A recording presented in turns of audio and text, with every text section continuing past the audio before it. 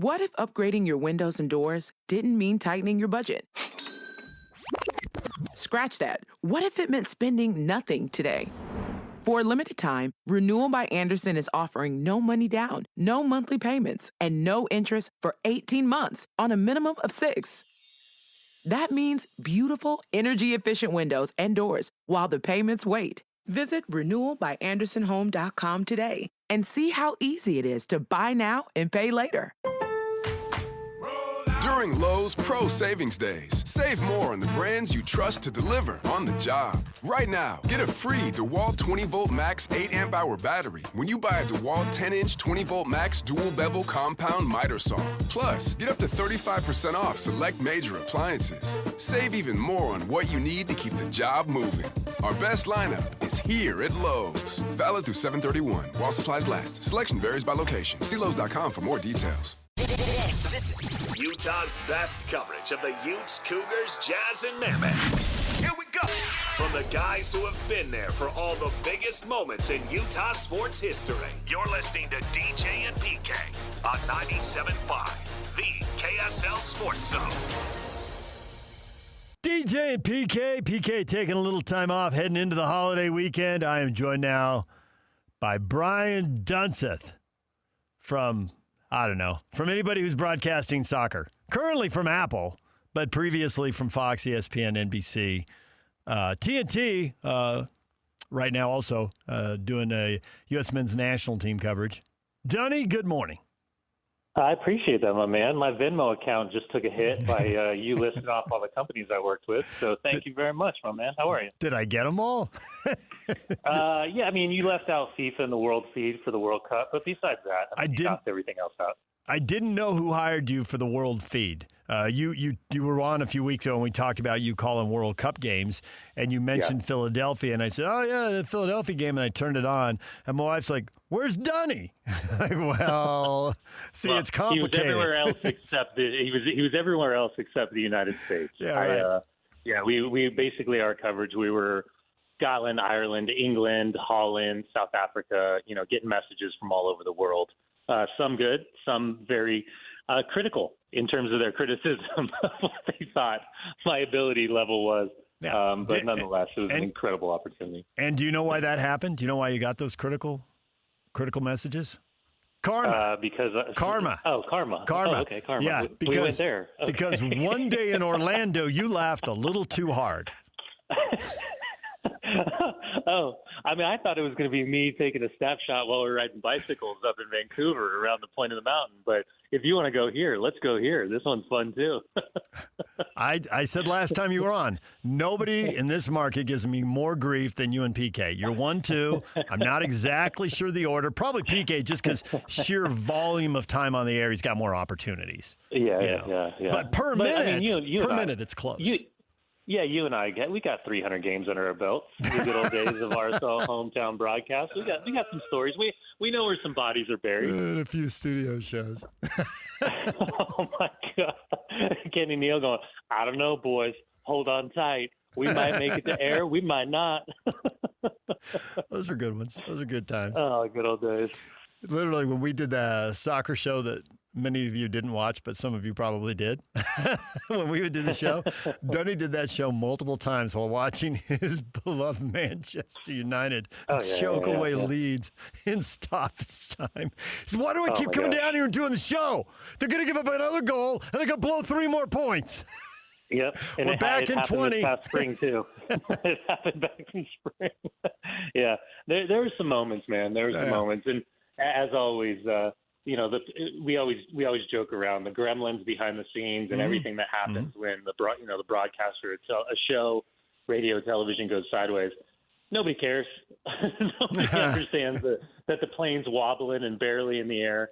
But we keep our heads down. We don't complain, and we realize how lucky in the world we are to be a part of this this era of the way the sports landscape looks. We say we're going to work. What a terrible thing to say, right? It's totally inaccurate. I want to start. I want to start with the World Cup. Everyone has seen the stories. 61.5 million people watched the final in the United States, and there are a lot of reasons for that. And partly it's two different networks, two different languages. That helps build the audience. Anything that's over the air is going to draw more eyeballs than anything that is just cable or is just streaming, right? And in this case, the thing was everywhere. So that's a factor. There's also the lesson to be learned. Hey, Americans will watch sports when they get to see the best. Best, right? That's what you get in Major League Baseball. The best are not playing in Japan. The best are mostly playing in the U.S. Same with the NBA. And people ask all the time, and a lot of people are writing and talking about how much of the 61.5 million people will translate to soccer for the next 4 years. And it depends whether you're talking about getting up to watch EPL games in the morning. You love to point out that the most watched league in the United States is Liga MX, the league in Mexico. Then England, right? And now the Bundesliga has a new deal. And how much of this will be MLS, our local teams? Dunny, when they go out and get a Messi, when they go out and get a Beckham, the people, they flock to it. Celebrity sells. In the case of Messi and Beckham, both playing at high levels, both lifting trophies when they're here.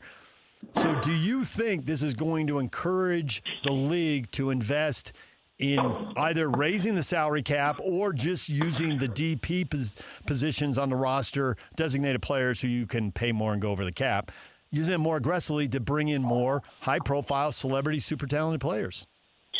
Yeah, listen, I think you know me better than 90%, 95% of the people in kind of the soccer world, and you know that very rarely do I try to take a bombastic angle towards questions. I try to be kind of measured and nuanced, and I think this is certainly one of these moments. Last night on air with Max and calling the RSL game on the road at LAFC, we kind of talked about this, and I said something to the extent of, the challenge now is the ownership groups, the sporting directors, and the head coaches to put a level, a caliber, in a visual caliber, not just a tangible, not just about wins and losses, but something that these fans that don't have teams that are in the Salt Lake City market or in the LA market, kind of like what we saw with LAFC beating Inter Miami for the first game of the season. How do you convert their fans? Those neutrals, those very young soccer fans, if you will.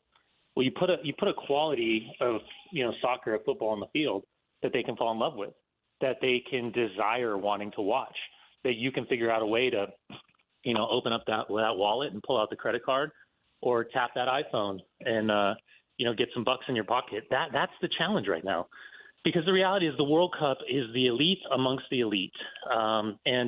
The differentiator is in this nuanced conversation, how we fall in love with the Olympics in the summer. And, all of a sudden we're like, yeah, man, did you see that skeet shooting competition? Wow, we're gold medalists. Or, did you see that, I don't know, whatever, something in the middle of the Winter Olympics? And, oh, yeah, you become this super fan because there's that Americana to it. So I think right now when we're just talking about the casual sports fan that has fallen in love with the idea that soccer is a sport that they want to support, the first and foremost thing that they're going to do is try to find a team that is visually attractive. I mean, that's I can use the analogy about Manchester United and Manchester City. How many new fans in the past 10 years are Manchester United fans? Not as many as there are for Manchester City fans, because the simplicity is that they were winning, that they were fun to watch, that they were scoring goals, and they were pumping teams left and right. And they were so dominant that they were fun to watch. So, again, I think it comes down to, in this idea of Lionel Messi being in Major League Soccer during this tenure, with the idea of how do you create the momentum post-World Cup, a lot of this just simply comes down to the onus and the responsibility of clubs like Real Salt Lake to prove to these casual fans that their time, their money, the effort to be a part of this game day situation, either in stadium or sitting on their couch and watching on Apple TV or watching on Fox, that they're inspired to want to be a part of it, and they're inspired to want to continue to watch it. I have in front of me a list of the MLS teams and how much money they spend on salaries. Now, teams are spending money on transfer fees, so I know it's not perfect. I get that. But we'll set that aside for now. Going into the World Cup break, the top three teams in the West, Minnesota and San Jose, were tied for first, $15.5 and $15.7 million. RSL was third on $15.8 million. They're all in the bottom third. Now, they're at the top of the bottom third, but they are in the bottom third of the payrolls. LAFC, number 2 behind Inter Miami. $32 million, more than double the money. And a lot of that money going to the 2 guys who scored the first 2 goals and who were in transition trying to create a 3rd goal when the own goal was scored. I mean, it's not an accident, right? They pay guys. Pablo in the postgame said the hardest thing to do is to finish, and the guys who can finish get paid, and LAFC had them, and they win again. They've already passed RSL. I think they're going to pass Minnesota and San Jose. Do you, and do you draw a straight line to the money? Yes, but again, I think it's a very difficult conversation to have if you're not willing to listen, because Sung Heung-min is not coming to Salt Lake, right? Sung Heung-min is going to L.A. Yep. Lionel Messi is not coming to Salt Lake. He's going to go to Miami. Yep. So all of these moments, and listen, I never had Thomas Muller going to Vancouver, but he did. And probably we should also acknowledge that the narrative and the psyche of the conversation surrounding designated players is always about the older veteran difference makers that are in a certain category of their career coming back to Major League Soccer. And, you know, the easy analysis is that, it's a league where, you know, the players like Casemiro in their career, which I think is unfair because as we've seen, there's an incredible amount of development. And obviously right now we're celebrating locally Xavier Goso and Diego Luna and what they're doing. And then kind of looking through that next generation. But then in the midst of this, you go find a Lucas Engel, you go find an Arias, you go find a Juan Sanabria who started 2 of the 3 games for Uruguay at the World Cup. You're trying to figure out what kind of player that Morgan Guillavogui really is in this moment. How can you continue to allow Zach Booth time on the field? Do you need to move on from, you know, guys like Dominic Marchuk and Paulo Ruiz? So the complexity of the roster is an entanglement of itself to figure out how to get the best out of what money is available and also the difference makers. So Sonny, point well taken. Denny Bouanga was available to any team. I mean, Denny Bouanga has become a unicorn in Major League Soccer, and he's looking for 4 consecutive years of 20-plus goals scored. And remember, when he was signed, Chicho Arango was the striker for LAFC. So it's not as if they weren't willing to go out and spend the money, but they weren't spending monopoly money. It wasn't like 15, 16, 17 million that they were spending on Bouanga at the time. I mean, that's the hope when you sign a Morgan Guillavogui is that you're getting the next Denny Bouanga or you're getting somebody similar to what Denny Bouanga has been capable of doing. So there's a weird kind of nuance to the conversation. The big cities got the big money with the big backing, but I also think it's an overall general conversation about with expansion slowing down or grinding to a halt, what you're going to see is something similar to what we've seen in Salt Lake, where 4 different billion-dollar ownership groups have either come through the door or adjusted their ownership percentage over the course of the last 5 years, which is something that you and I never, ever thought would be possible when we're talking about the growth and the infrastructure and the investment in 2 sides. But with regards to Real Salt Lake, this window is as important as the January window, meaning that Miller Sports and Entertainment, Steve Starks, Jason Kreis, you know, everybody involved behind the scenes, that they have to figure out ways to do their due diligence to strike while the iron's hot, because we're in phase 1 of this transition moment into an international calendar starting next summer that I think is going to be incredibly beneficial for Major League Soccer. I also misspoke. I had brain lock and said Minnesota. I should have said Vancouver tied for first, and their payrolled $24 million, so 6th best. So I got to clean up that mistake. Now you've seen RSL. They had 4 players sidelined by injury, although Piol's been out so long, I don't know if people even count him. But nonetheless, four guys sidelined by injury. Justin Glad, who would have been in that middle of the defense trying to defend on those counters, is out, and apparently out for a while longer, so long I wouldn't even want to put a definitive date, but I think it's a month for sure, and then we'll see how much more it is than that. So do you think RSL is built for 11 games in 44 days? They lost the first of the 11. They got 10 more. 3 of those are Leagues Cups games, the rest MLS games.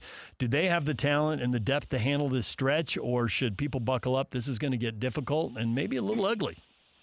I mean, if you're focused on defenders, that's the big concern is Justin Glad. The fact that Arias traveled and did not play, but he was on the bench last night, is a positive. But I think he can play in that central, but they prefer the idea of him to be on the right. You don't want to ride Philip Quinton through these 11 games. And if that means you got to go and find somebody like the way they acquired Philip Quinton, a guy who's potentially a third or fourth center back in the kind of roster profile, then so be it. But you still have some opportunities to make some moves with some money that was acquired with Nelson Palacios heading up to Toronto FC. I'm concerned about riding Sergi Solans throughout this window. I'm concerned about Victor Olatunji with the opportunities that he's scoring. It seems like it's not a lack of getting himself in goal-scoring opportunities. It's a lack of confidence in those moments. I'm really concerned about Kalaskin and Spearings and the lack of athleticism in that central part of the midfield. They got completely run apart. And even very clearly, you can see on that second goal, Luna's trying to indicate that he wants the press. He wants to get higher up the field. And Spearings is a good 20 yards behind in recognizing when that press was on. And that was the buildup for the second goal. And I'm concerned about that back line. So, for I think all of the good things that RSL is and where they're at in the Western Conference playoff race, last night was a great mirror to look at, to understand collectively, individually, and roster-wise where this team ultimately is. I think they're good enough to be a top four team in the West, but the margins are incredibly thin. And Solon's not finishing right before the halftime whistle, that would have made it 2-1. Olatunji's header, that would have made it 2-1. Instead, it goes the opposite direction, then it's 3-0. There was another half opportunity where Olatunji stings the shin cap or the shins of Hugo Lloris. And then ultimately Engel gets, the deflection that had, is a very good one that finds the back of the net and at least pulls one goal back. But, these are the margins. RSL is going to be able to compete with a lot of teams. But when we're talking about the LAFCs, and by the way, LAFC sending Nathan Ordaz for $2.375 million to DC United plus another $500,000 in add-ons, which are easily achievable. That's a substitute that you effectively just made $2.8 million on. A substitute, a homegrown player substitute. And then they move Boudry back to Sweden and make a profit of close to $500,000 or $1 million on top of that. So they're going to be super active in the window. They're going to be looking for left backs and central midfielders and attackers. And it just goes to show that even with the money being spent for RSL, there's still going to be a difference in the way that the recruitment and the blueprint is laid out. And I still think, and that's where I would say RSL is in their infancy of this transition of ownership and decision-making behind the scenes of how they're putting together not just the present, but what the future of this club wants to look like. Real Salt Lake tied for fourth now. Actually, a little tiebreaker advantage, but it's pretty early to worry about that. 26 points, tied with Dallas. Portland is down there in 12th place on 18 points. What do you think about the RSL Portland matchup Saturday night, 8:30 in Oregon? Yeah, listen, I think Portland. I was watching that game against Seattle on the flight back a couple of days ago, and I couldn't tell if Portland was that good or Seattle was that bad, if that makes sense. And I think ultimately those are the margins that we're talking about really in the Western Conference, that any game can go in any direction. Here's where I wonder. I think about rotation in a short amount of time. I think about the teams constantly aware of Leagues Cup participation right around the corner. And then ultimately the competition for spots. And I think when you're trying to put yourself in Pablo's shoes, which are the positions that he can take risks in, knowing that they didn't walk away with points at BMO Stadium. So the need for points, the opportunity against a Portland Timbers side that fired Phil Neville before the break and now has brought Marty Cifuentes in. So he's going to want to put his own stamp on what this team looks like. And for Portland, coming off the 2-2 draw at home against FC Dallas, they'll be a little bit frustrated for dropping 2 extra points. So I think there's a lot of general factors that I'm looking through, but ultimately none of that matters. If RSL wants to be a playoff team, these are the type of games going to Portland that they've got to walk away with at least a point on the road and not find themselves looking back, as we always did for years upon years working together, saying, man, if that game, if they would have held on to that lead, if they wouldn't have lost that in the final second, these are the type of games this week, and I think we're going to look back and say, was this the genesis of a run, or was this just a typical performance where they couldn't get enough, and that's going to haunt them for home field advantage in the playoffs? Okay, finally, let's leave people with a laugh, because I didn't fully explain why you have such bad karma because of your bad behavior in Orlando. Let's tell the story. I cannot wait to hear this. If for no other reason, I know you remember. You don't remember this? No, I know where you're going. Okay. I'm just seeing how far down the rabbit hole you want to go. Okay. Well, Alex is producing, and Alex is on the pregame show. Alex calls the high school soccer, KSLSports.com, and Alex wants to know this story. He does. Okay. So there's we're calling a game. Real Salt Lake's at Orlando, and this is in the era when we travel to the games, or literally up there in the press box, right? And there's a counter. I can't remember who it was, and it's excitement. The crowd's roaring. We're screaming, anticipation. And the goalkeeper dives to his left, and whoever's shooting cuts it back, but not quite far enough. The goalkeeper drags his leg and makes a kick save, and the ball goes carrying around. Kick save and a beauty, right? So Dunny grew up in L.A. listening to Kings games. The Kings had a Hall of Fame announcer, Bob Miller, and a good goalkeeper with a good name. Rogie Vachon. Yeah, Rogie Vachon. Kick save and a beauty, right? Mm-hmm. So and this would be unusual for us on the road, but we were, in those days, it was pre-Apple, there was an international feed. So we were the feed that they were watching wherever in the world.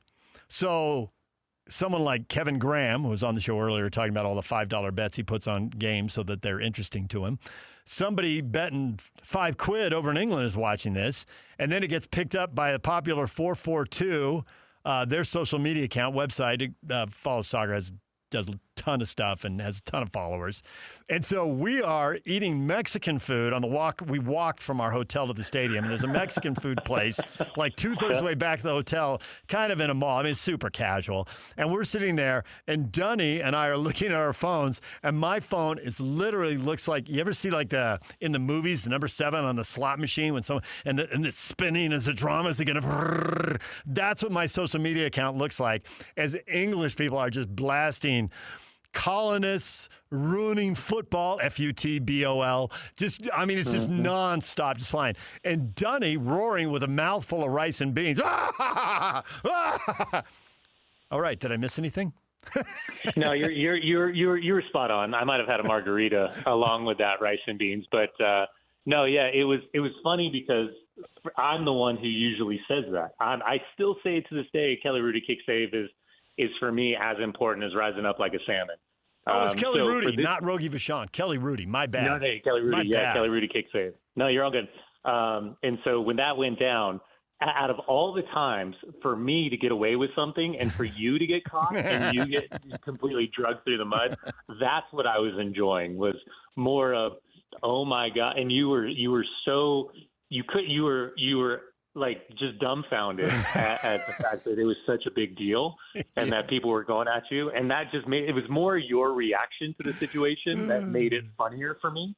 But yeah, listen, I think, as always, if people are used to hearing a certain way and a certain tone and whatever, but you got to have fun. And at the end of the day, that's the one thing I always loved about working with you, is that you would, for the majority of the time, kind of play my straight man while I was like very nuanced in playing Dunny Bingo and having fun with the listeners. So maybe one day we can get it back together, get the band back together when the rights go back to being local rights, which I would always thoroughly love to be a part and be your partner once again. But yeah, man, we had some good ones, you and I, especially in the days of early travel when you jumped on the broadcast and you were very low on the totem pole on Delta's upgrade list.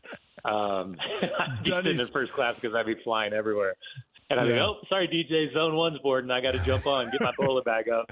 And then my favorite was maybe like 8 months later, you got upgraded on maybe like a regional trip to like Kansas City, and just the Cheshire Cat smile. I wonder what I'm having for lunch today. Like, you were so excited.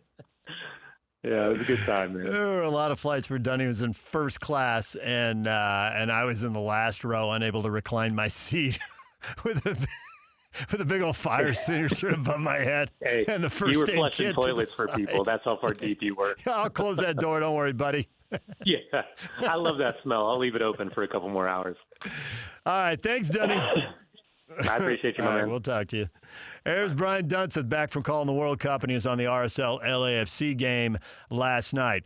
We got to take a break. When we come back, we have Post Malone tickets to give away. You know, if you find that kind of thing interesting, and judging by what happened to the phones the last time we gave away Post Malone tickets, that phone just melt down in there. It literally just heat up. There were so many calls coming in. Oh, there's so many. Yeah. All right, Post Malone with Jelly Roll at Carter Faith, Rice-Eccles Stadium, July 28th.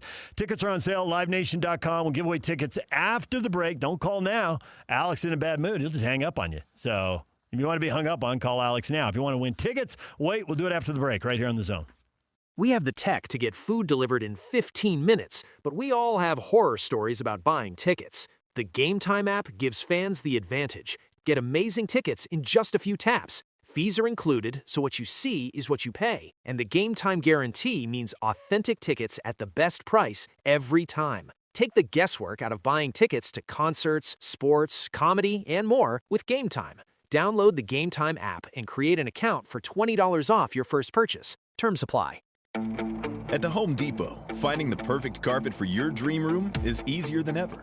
Browse a vast assortment of styles, colors, textures, and patterns, all designed to fit your vision and your budget. If you do find a lower quote on your carpeting job, we'll match it. Upgrade your space with carpet from the Home Depot that's plush, comfortable, and made to impress. Because your dream room shouldn't just look better, it should feel better too. Terms and conditions apply. You know that thing that you love? You'll find others geeking out about it on Facebook. Whether you're looking for community or inspiration, Facebook helps turn passion into action. Obsessed with running a marathon? Discover a neighborhood run club group. Start training and meet your new neighbor. Thinking about cooking more at home? Connect with meal prep groups to discover recipes in a new community. And as you're scrolling the feed, you may even find reels showing you top running shoes or the best tools for your culinary journey. This summer, find more on Facebook. For all of you, less motivated listeners, it's time for your 9 o'clock. Where the heck have you been headlines? Where you at? With DJ and PK on 97.5, the KSL Sports Zone. Caller 12 right now, 801-575-ZONE. You win 2 tickets to see KSL Sports. Welcoming Post Malone with special guests Jelly Roll and Carter Faith. You want to see Post Malone, Jelly Roll, Carter Faith at Rice-Eccles Stadium, July 28th, 2026. You have 2 options. Be caller 12 right now, 801-575-ZONE. 801-575-ZONE, caller 12. Or go to livenation.com and buy tickets. There you go. Time now for the Slacker Radio headlines. Call Trajan Wealth today, your local trusted financial fiduciary, 1-855-TRAJAN1, or visit their website at TrajanWealth.com. Kevin Graham was on the show earlier this morning talking NFL. Our question of the day, what are you going to be watching this weekend? And you people are all over the map. A little bit of soccer, a little bit of baseball, a little bit of golf. Nobody said NASCAR. That surprised me. They're at the Brickyard 400 this week. They're at Indy. Thought they'd have a little sizzle. No NASCAR fans with a shout-out this morning. Horse racing got a shout-out this morning. I guess somebody's going to Wyoming Downs. The fact is, nothing will unify us until college football kicks off. Yesterday, ESPN bumped their studio shows, Stephen A. Smith on First Take, and they bumped it over to ESPN2, and they were showing Little League Softball regional finals. And then we'll have the Little League Softball World Series, and then we'll have the baseball regional finals, and then we'll have the baseball World Series. And that'll take us right up to football. So if you're looking for something, you want to see some 12-year-olds play, there you go. You won't see the Utah team. They got knocked out already. So it's all over the map. It's really football preseason show. And I'm watching the debate shows, and they go on all day long, and people debating Alabama football. Is getting into the playoff good enough? What? No. Getting into the playoff is for Big 12 schools who desperately want to win one, but it's a big deal when you get there. Bama, they want to win national titles. They're more likely to turn into Florida, chasing something they can't get again and struggling for a decade or two. We'll see. They got a good coach now. Don't throw them away the way Nebraska did because you're upset with 10 wins. And they did win a game last year before getting blown out by Indiana in the Rose Bowl. We talked some college football this morning. ESPN's got a list of quarterbacks, and the local quarterbacks got some pretty good pub. They were in one of the top 3 tiers. Bear Bachmeier was ranked 30th. Devin Dampier was ranked 22nd. I don't really think any of that stuff matters that much. I think the general acknowledgement, you're a pretty good quarterback, but you're not a great quarterback. You're not going to get the love Arch Manning's getting. He's up there in the top tier. And there's nobody from the Big 12 in the top tier. It's the way it goes. What are you going to do? Deal with it. You got good enough quarterbacks. You got good enough quarterbacks to have big seasons. And you have people around them. And I think it's so funny that Utah and BYU, for all the differences and similarities, and both fan bases are asking, how good are the wide receivers? How good are they? We will spend a month talking about that. I won't wear that topic out right now. But that is a big question for both teams. We mentioned the Utes are honoring Eric Weddle, 2026 Ring of Honor inductee. Alex Smith was the first guy in, then Ron McBride, then Roy Jefferson. So it's an exclusive group right now as they get that started. Very select company. Eric Weddle was good from early in his freshman year all the way through. By the end, he was wildcat quarterbacking and running and throwing, and special teams is all over the place. And went on to a really good NFL career and into retirement, and out of retirement to win a Super Bowl. So it's been quite the ride for Eric Weddle. He'll be honored this year. Congrats to him. Well earned. Talked some NFL with Kevin Graham when he came on because it is football preseason time, even though we're not to football's preseason, and I find it basically unwatchable even when it gets here. But more of the preseason as far as talking who's going where, what, and with camps not opening, I think once the camps open, we'll have a week of a flurry of coverage of the local teams, and then it kind of gets ho-hum by the time you get to the second and third week as we wait for a game. So it's a good time to talk about the NFL, and Kevin and I was surprised when we started talking Super Bowl favorites. We were on the same page for the same reasons. It seems very clear to us, which means you should absolutely go in a different direction because there's no chance we're both 100% right. That just seems impossible. But we both like the Seahawks to be in the conversation to repeat, but see some obvious problems there. And it probably started running back where they rode the dynamic duo, and they, the gang ain't getting back together. There's paydays to be had. But you got to love what the Rams did, and I think the Broncos are really set up. They were really unfortunate last year to lose their quarterback for the AFC title game. So why not? Why not Denver now? They still have Bo Nix, the ankle healthy, ready to go, assuming that's good and he's good all year. Why not? The defense is great. He is still on his rookie contract. They've got extra money to spend on the rest of the roster. The reason that Houston and Denver have excellent defenses is they both have starting quarterbacks on their rookie contract. They can spread that money around. Kansas City, he is higher on Kansas City than I am. I think Kansas City can get back and be a playoff team. We're at the point now where 7 of the 15 teams can make the playoffs. And we can sit here right now and start ruling teams out.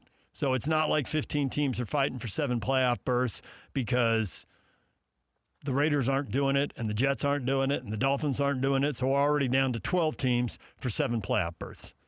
If any of those 3 teams did it, we would all be stunned.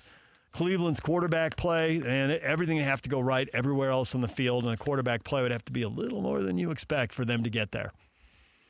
So now we're down to 11 teams for 7 spots. Yes, I think the Chiefs can get there. Do I expect them to do much when they get there? I do not. Don't think they've drafted that well. You've got to have some young talent playing at a high level because you can't pay everybody. You need some people who are making entry-level wages, bare minimum, so you can negotiate the cap so you can pay your stars and pay the difference makers. And if you can get a difference maker on a rookie contract, now you're really talking. Now you really got something. So more NFL talk, wherever you want to get it. And then Kevin showed up early, so we brought him on, and there was WNBA talk with Kevin, which is always hilarious. And somehow that ended up being rodeo talk, and he ended up using the phrase, was it wild lamb? I think it was wild lamb. That was the one that got social media going. So, well, you want to hear wild conversations wherever you can find Kevin Graham talking. You never know. You never know what he's going to say next. So, Brian Dunseth was on Talking Real Salt Lake. They play Saturday night, 8:30 in Portland. This is a game I wouldn't be surprised if they won 3-1. I wouldn't be surprised if they lost 3-1. That's the nature of MLS and a salary cap league and a sport where do you finish your chances? You do everything right and you hit the post or the crossbar, you get nothing. You do a lot of stuff wrong, but the other guy hits the post and crossbar, and then you race down the other end and you finish your one chance, you win the game. So anything can happen. They really need a win. To Dunny's point at the end, they need a win. That St. Louis game a week later looks hard. St. Louis was struggling early, but they're playing well now. So big opportunity for RSL, and they really, really cannot afford another loss.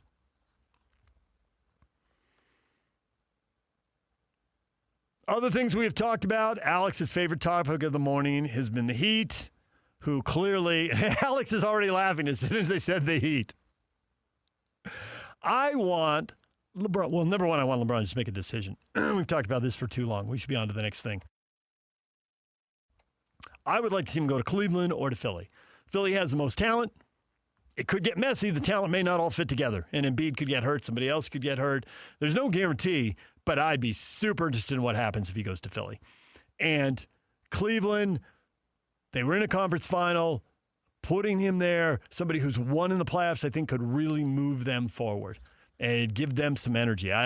Donovan Mitchell could play on the ball. He could play off the ball. I can see the possibilities here. Would I pick him to win the title? No. But would they be interesting? Yes, they would. And would it be sentimental? Of course it would. So I would be entertained by either one of those scenarios. I'm not as entertained by Miami and Golden State. I dealt with Pat Riley when he coached in L.A. Nothing about Pat Riley is warm and fuzzy. He's a great executive. He's a Hall of Famer. He's had an incredibly interesting and varied career. Was he a number one pick in the draft? Yes, he was. Did he play in an NCAA title game? Yes, he did. Did he play in a historic NCAA title game? Yes, he did. Remember that movie that came out, Glory Road, about Texas Western, which is now UTEP at the time? You never saw Glory Road? I have not seen Glory Road. Kids, man. Are you aware that one time college basketball was very segregated? Yeah, I did know that, yes. You knew that? Yeah. Okay. Kentucky started 5 white players. Texas Western, Kentucky had already won a lot of stuff. They were already a legendary program. Texas Western started 5 black players. Texas Western was nobody on the college basketball scene. They hadn't won anything. Nobody had heard of them. They met in the final in the 60s. Martin Luther King is leading marches, Civil Rights, Voting Act, right? 63, 64, 65. There's all sorts of headlines and legislation. They play in 66, in March of 66. It was a big deal. Did Pat Riley start in that basketball game? This is a guy whose career spans, right? He plays in the NBA in the 70s. He's broadcasting, gets called down as an assistant coach, and then he's the head coach, and he wins 4 of the 5 titles with Magic. And then he goes to the Knicks, and then he goes to the Heat, and he pries Shaq away, and he wins the title, and then he pries LeBron away, and he wins 2. And now here he is pushing 80, trying to bring LeBron back and partnering with Giannis, who he just pried away. I just don't have the warm fuzzies. It just, whatever. Doesn't do it for you? I have no sentimentality about it. I'm not going to debate his greatness. I'm not going to. His life is so interesting, multiple books could be written. Do I want to hear Pat Riley talk about himself? And do I want to see him list another trophy? Not really high on my to-do list. I mean, I'd rather see that than see Dean Spanos lift a trophy with the Chargers. So anyway, to get to the story that cracked Alex up, now we're late to break. The Heat confirmed that the LeBron James introductory press conference YouTube video was published accidentally. Yeah, we know it was an accident. The question is, are you prepping it because you know he's going to pick you?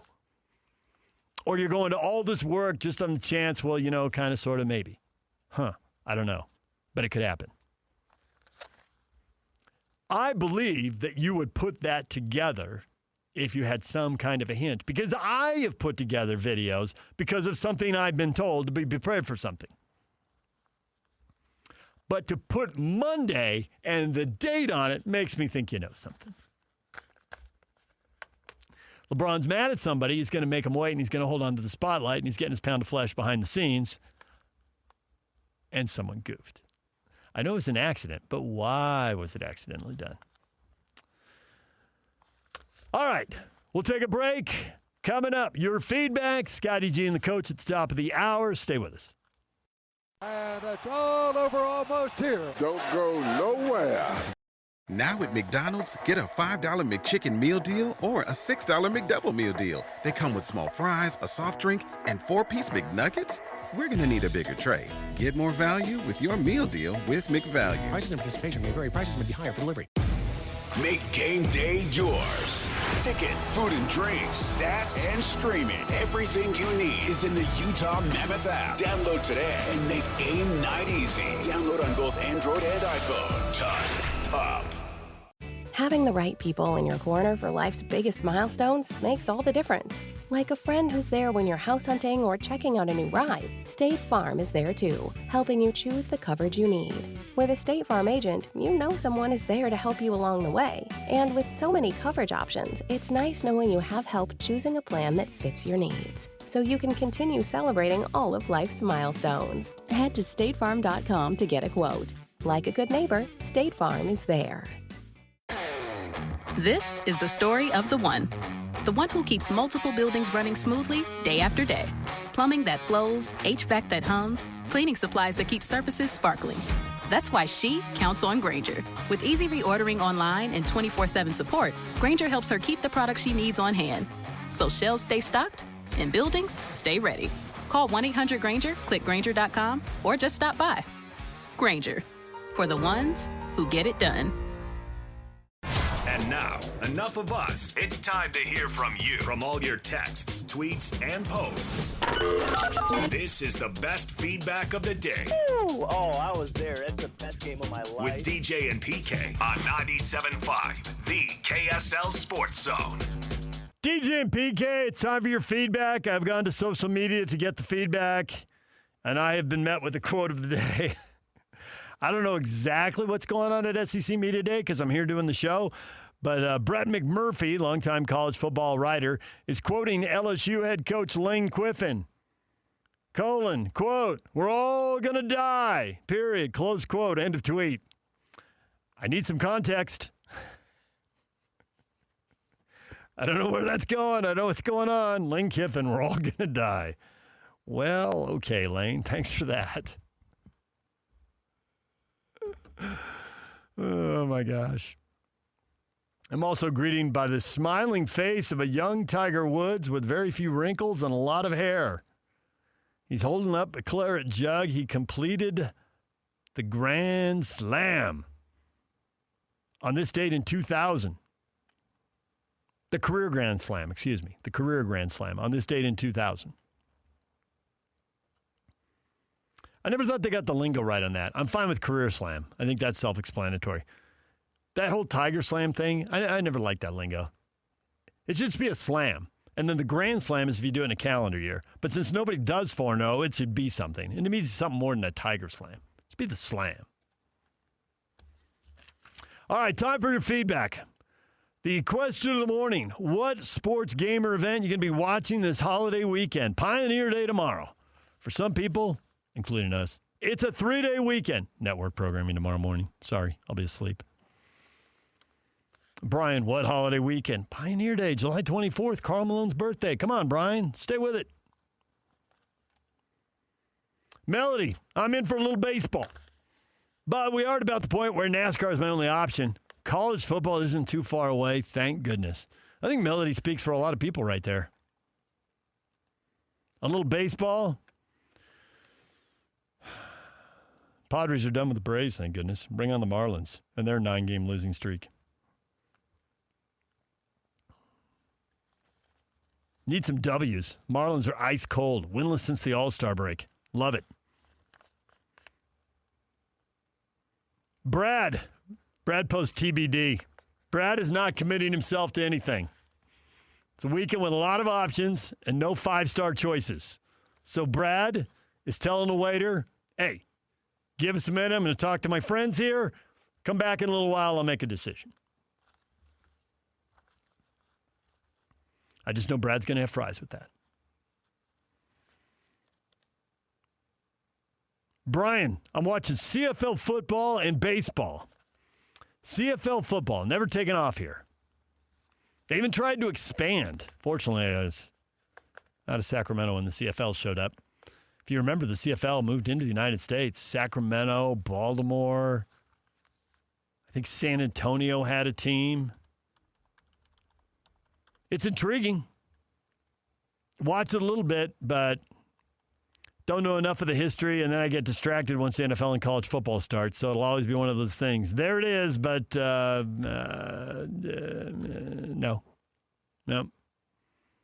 Can't do it.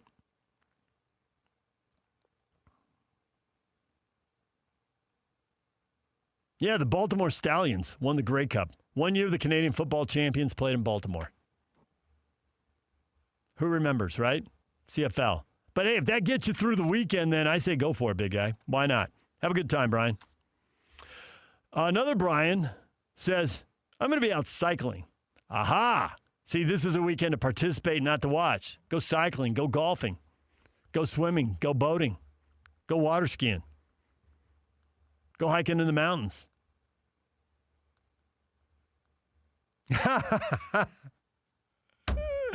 Brett says the last stages of the Tour de France. I expect to see, I don't think I can pronounce his name, Tadej Pogacar, win his 5th TDF as more and more cycling people talk about him as cycling's GOAT over Eddie Merckx.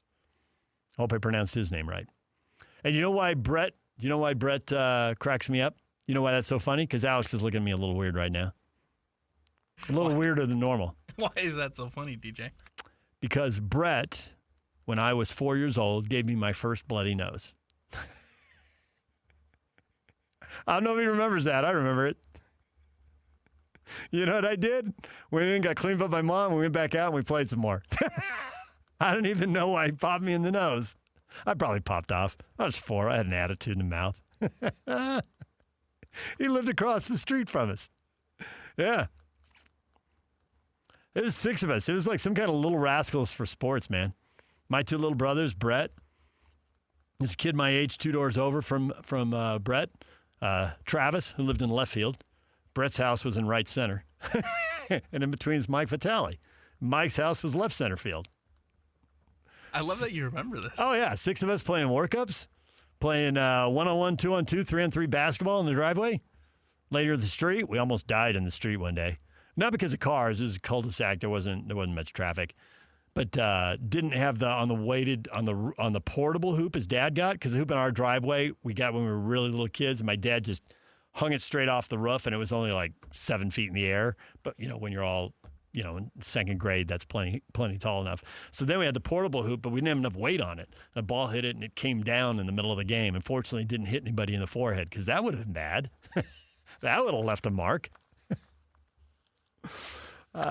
Brett just moved back to Utah. We have to get together. And then remember all the ways we could have died doing stupid things that seemed like a good idea when you're allowed to play outside all day long. That sounds like weekend plans right there. Right? All right, DJ and PK, we're out of time. It is time for the coach, Tim Lacombe, and Scotty G to take over right after the break, right here on The Zone.